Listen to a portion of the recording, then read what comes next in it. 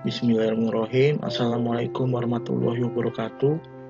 Selamat pagi anak-anakku semua kelas 9. Salam sejahtera bagi kita semua. Baik, hari ini Bapak akan melanjutkan materi Bapak, yaitu mengenai bab 4, kehidupan masyarakat Indonesia sejak awal kemerdekaan hingga masa reformasi. Sekarang Bapak akan membahas mengenai subbab masa reformasi. Mari kita mulai. Tujuan pembelajaran. Setelah mengikuti proses pembelajaran, peserta didik diharapkan dapat menjelaskan pengertian masa reformasi dengan benar, menjelaskan faktor penyebab rakyat Indonesia menghendaki dilaksanakannya reformasi dalam kehidupan bernegara dengan tepat, menganalisis perkembangan politik Indonesia pada masa reformasi secara kritis, menjelaskan perkembangan ekonomi Indonesia pada masa reformasi secara cermat. Latar belakang lahirnya reformasi. Gerakan reformasi diawali dengan krisis moneter yang melanda Thailand pada awal Juli tahun 1997. Krisis moneter ini mengguncang nilai tukar mata uang negara-negara di Asia, terutama Asia Tenggara seperti Malaysia, Filipina, dan Indonesia. Rupiah yang berada pada posisi nilai tukar Rp2.500 per US dollar per 1 US dollar menjadi sekitar 17.000 per US dollar pada bulan Januari tahun 1998. Kondisi ini berdampak pada jatuhnya bursa saham Jakarta, bangkrutnya perusahaan-perusahaan besar di Indonesia yang menyebabkan terjadinya pemutusan hubungan kerja atau PHK secara besar-besaran, dan kenaikan harga-harga barang kebutuhan pokok yang tidak terkendali. Keadaan ini kemudian diperparah dengan terkuaknya praktik korupsi, kolusi, dan nepotisme atau KKN di kalangan para pejabat pemerintah. Demonstrasi mahasiswa berskala besar terjadi di seluruh Indonesia. Tuntutan mahasiswa dalam aksi-aksinya adalah penurunan harga sembako atau 9 bahan pokok, penghapusan monopoli, kolusi, korupsi, dan nepotisme, serta menuntut Presiden Soeharto turun dari jabatannya.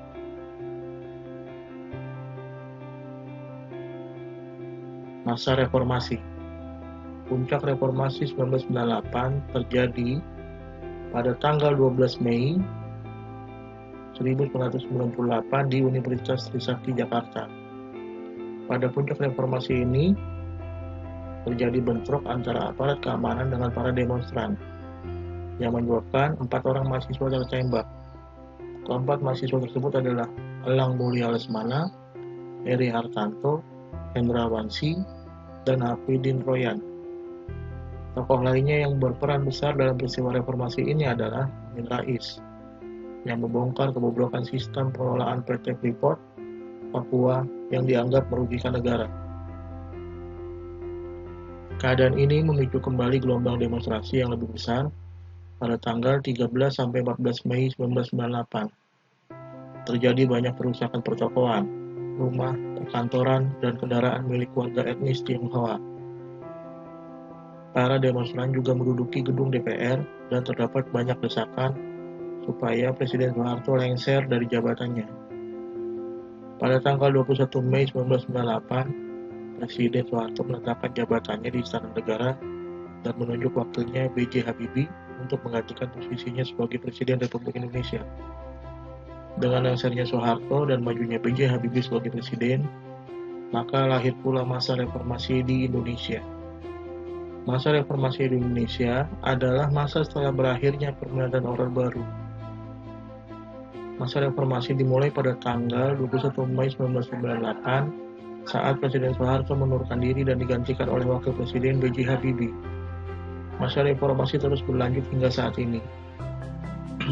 Reformasi merupakan suatu gerakan yang menghendaki adanya perubahan kehidupan bermasyarakat, berbangsa, dan bernegara ke arah yang lebih baik secara konstitusional. Munculnya keinginan untuk melakukan perubahan itu muncul disebabkan oleh dampak negatif dari kebijakan-kebijakan yang dilaksanakan oleh pemerintahan Orde Baru atau Orba. Berikut adalah contoh-contoh aksi demo di gedung DPR MPR pada tahun 1998 yang dilakukan oleh mahasiswa seluruh Indonesia. 6 agenda tuntutan gerakan reformasi adalah penegakan supremasi hukum, pemberantasan KKN, pengadilan Presiden Soeharto dan kroni-kroninya, amandemen konstitusi, pencabutan dui fungsi ABRI, pemberian otonomi daerah,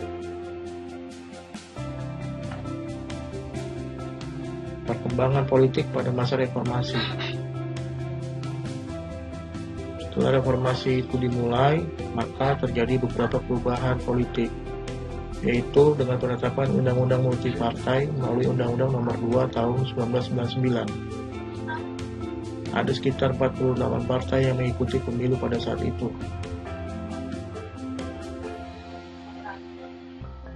Pada pemilu tahun 2004, rakyat memilih presiden dan wakil presiden Indonesia secara langsung. Penghapusan dui fungsi ABRI. Berikut adalah daftar Presiden Republik Indonesia pada masa reformasi. Bapak B.J. Habibie. Masa jabatan pada tahun 1998 sampai 1999. Pada saat lengsernya Soeharto setelah menjadi Presiden RI selama kurang lebih 32 tahun, Indonesia baru memiliki 2 presiden dan dalam hampir 53 tahun. Setelah itu, presiden-presiden silih berganti dengan amat cepat. Habibie menggantikan Soeharto bertahan hampir 18 bulan. Penunjukan Habibie sebagai presiden dipandang banyak pihak sebagai perpanjangan era kekuasaan Soeharto yang tidak sah. Alhasil, Habibie menjadi sasaran banyak demonstrasi. Namun Habibie ketika itu mengejutkan para pengkritiknya, sebab kalau tidak, bisa saja terjadi revolusi. Habibie memunculkan sejumlah keputusan emansipatif yang mengagetkan. Di antaranya kebebasan partai politik, pemilu parlementer, pelepasan tahanan politik, tawaran referendum kepada penduduk Timur Timur, penghapusan undang-undang subversi, undang-undang pers baru, undang-undang otoritas peradilan baru, dan berbagai keputusan tentang HAM. Sayangnya, MPR menolak pidato pertanggungjawabannya, sehingga Habibie pun harus turun pada Oktober 1999 dan tidak dapat dipilih kembali. Abdurrahman Wahid, masa jabatan 1999 sampai 2001. Habibie digantikan pemimpin Muslim yang memiliki karakter berbeda, namun terdapat beberapa kesamaan dengan Habibie, yaitu sama-sama eksentrik dan tidak bisa diprediksi. Abdurrahman Wahid seorang tokoh bangsa yang kecerdikan politiknya tidak diimbangi dengan kemampuan fisik yang prima. Gus Dur yang cerdik dalam taktik tetapi kacau dalam strategi. Gus Dur membiarkan ambisinya yang meluap-luap mengalahkan kesehatannya yang kurang baik. Kepribadiannya yang impulsif ditambah kabinet persatuan nasional yang terpecah belah, parlemen yang bermusuhan, dan negara yang lemah membuat Gus Dur mengalami kegagalan. Upaya Gus Dur membangun masyarakat yang lebih terbuka dan toleran tidak berhasil banyak. Di antaranya pada awal 2000 menghapuskan pelarangan penyebaran komunisme, Marxisme, dan Leninisme yang ditetapkan MPRS sejak 1966 kurang mendapatkan respon. Sebelum akhir jabatannya, Gus Dur berupaya membubarkan parlemen. Namun Juli 2001, Gus Dur harus menerima kenyataan untuk meninggalkan istana negara. Megawati Soekarno Putri, masa jabatan 2001 sampai 2004. Pengganti Gus Dur adalah wakilnya sendiri, yaitu Megawati Soekarno Putri. Banyak pengamat politik ketika itu menjuluki Megawati sebagai sosok polos namun peragu. Masa kepresidenan Megawati yang diawali dengan agenda reformis segera mandek akibat dibebani kewajiban mempertahankan kekuasaan militer yang dirasakan. Selain itu, juga dipengaruhi faktor-faktor lain, seperti keenggalannya menghadapi tatanan yang sudah mapan, nasionalisme yang blak-blakan, konfrontasionis, unitaris, serta statismenya yang tanpa kompromi. Megawati kurang memiliki agenda jelas. Selain keinginannya untuk bertindak demi rakyat biasa yang tertindas, serta keinginannya kembali ke nilai-nilai Pancasila, serta Undang-Undang Dasar 1945 yang telah diselewengkan oleh rezim Soeharto. Megawati kurang memahami bagaimana caranya mengusahakan pemulihan ekonomi Indonesia yang diperlukan. Megawati menderita kekalahan yang memilukan dari seorang mantan menterinya sekaligus mantan jenderal di pemilihan presiden langsung tahun 2004 yang pertama kali diselenggarakan di Indonesia. Kekalahan itu mungkin meninggalkan luka mendalam di hati Megawati, hingga dirinya tidak mau hadir pada upacara pelantikan presiden dan menghilang untuk sementara dari dunia politik. Susilo Bambang Yudhoyono, masa jabatan tahun 2004 sampai 2014. Susilo Bambang Yudhoyono atau SBY sebagai presiden pengganti Megawati menampilkan citra yang berbeda, lebih terukur dan penuh perhitungan. Semisal ketika SBY mencopot Riyamizat Triakudu yang berhaluan keras dari jabatan Panglima TNI dan menjinakkan sikap permusuhan tentara terhadap perundingan perdamaian di Aceh. Sikap SBY yang terlalu hati-hati terkadang merugikan SBY sendiri secara politis dan kadang-kadang tersaingi oleh Wakil Presiden Yusuf Kala atau JK yang ketika itu juga memiliki karisma dan berjiwa pengusaha. SBY dikatakan sebagai Presiden RI yang memiliki masa jabatan paling lama dibandingkan dengan presiden lain di era reformasi ini. Pada pemilu 2009 kemarin, SBY yang berpasangan dengan Budiono terpilih kembali selama satu periode, yaitu hingga tahun 2014. Joko Widodo, masa jabatan 2014 sampai sekarang.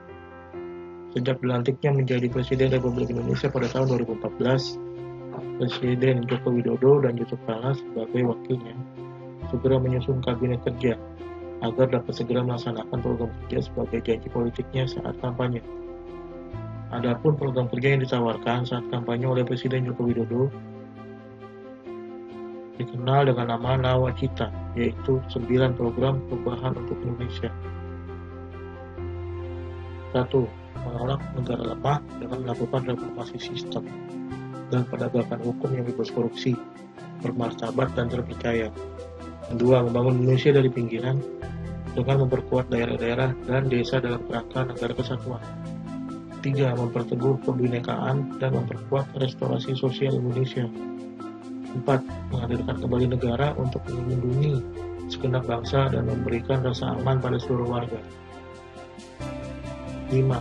Membuat pemerintah tidak absen dengan membangun tata kelola pemerintahan yang bersih, efektif, demokratis, dan terpercaya. 6. Meningkatkan kualitas hidup manusia Indonesia. 7.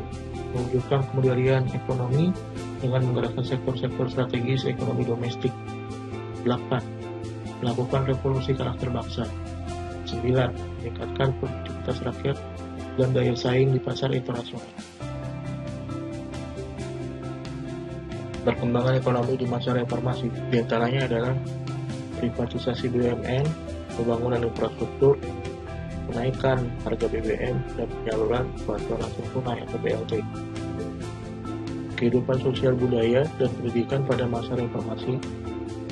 Contoh-contohnya adalah kehidupan sosial makin berkembang, kehidupan pendidikan, adanya beberapa aturan yaitu penetapan Undang-Undang Nomor 20 Tahun 2003 tentang Sistem Pendidikan Nasional, penerapan kurikulum 2004, 2006, dan 2013, penyelenggaraan pendidikan anak usia dini atau PAUD, program sarjana mengajar di daerah terluar, terdepan, dan tertinggal atau SM3T. Dalam hal kehidupan budaya, Indonesia semakin aktif dalam rangka memperkenalkan budaya Indonesia atau dalam negeri ke luar negeri.